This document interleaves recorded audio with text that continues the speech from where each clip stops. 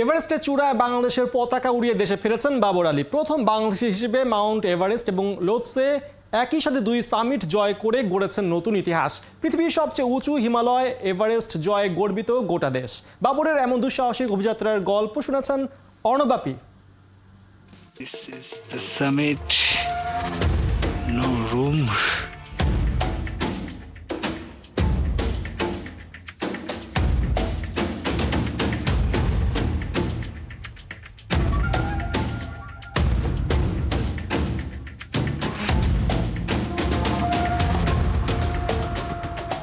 কতটা পথ পেরোলে তাকে পথিক বলা যায়, কতটা দেয়াল ডিঙালে মেলে মুক্তি, কতটা উঁচুতে কদম রাখলে সূর্যের সাথে হয় চুক্তি।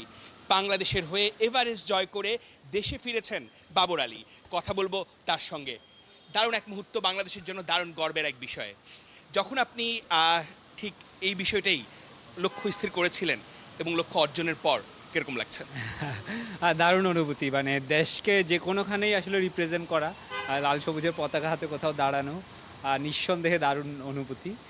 একই সাথে একই অভিযানে যে দুটো 8000 মিটার পর্বত হচ্ছে ক্লাইম্ব করা সম্ভব, তো সেটা আমি যদি বলি যে আমাকে দেখে অনেকে অনুপ্রেরণা পাবে, এটা এর চেয়ে বড় হচ্ছে আনন্দের বিষয়ে আমার কাছে আর হতে পারে না। কঠিন মুহূর্তগুলো তো অনেক অসংখ্য আছে, তার মধ্যে কোন মুহূর্তগুলো মনে হচ্ছে যে এটা মানে আসলেই খুব বেশি আপনাকে ভয়ও দেখিয়েছে, বা আবার মনে হয়েছে যে না, এই ভয়টাকেই জয় করতে হবে?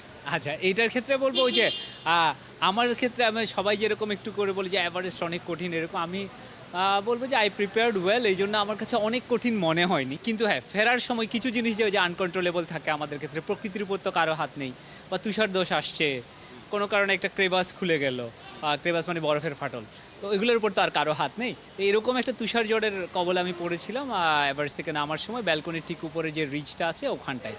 সো এইটা ইট পারসিস্টেড ফর অলমোস্ট 2.5 hours। তো ওই সময় আমার মনে হয়েছিল যে না, এটা মানে ইট কুড টেক লাইফস। সব কিছু পার করে যখন সর্বোচ্চ উচ্চতায় বাংলাদেশের লাল সবুজ পতাকাতে আপনি ধরলেন, তখন কি মনে হয়েছে? সেখান থেকে কিরকম লাগছিল? এইটা বলে বোঝানো যাবে না। আমার কাছে মনে হয়েছে নেপালের দিক থেকে তিবেট সাইডটা এত সুন্দর, চারপাশ আমি চোখ ভরে দেখছিলাম। আপনি সাইক্লিংও করছেন এবং আপনি ডাক্তারি ডিগ্রি নিয়েছেন চট্টগ্রাম মেডিকেল থেকে। সব কিছুর পাশাপাশি এই যে এই লক্ষ্যটাকে স্থির করা, এটা বাকিদের জন্য কতটা ইন্সপিরেশন? ডেফিনেটলি, মানে অ্যাডভেঞ্চার ড্রাইভস মি যে কোনো কিছুতেই। যখন আমি হয়তো আমার কেরিয়ারের ক্ষেত্রে অনেকগুলো এগুলোর নেগেটিভ ইম্প্যাক্ট পড়ে, যে আমি যখন whenever I have to choose between an adventure or my job, I always prefer adventure. যখন আপনি নেটওয়ার্কের মধ্যে ফিরলেন, প্রথম কি কথা হয়েছে মা বাবার সাথে? হ্যাঁ, ডেফিনেটলি।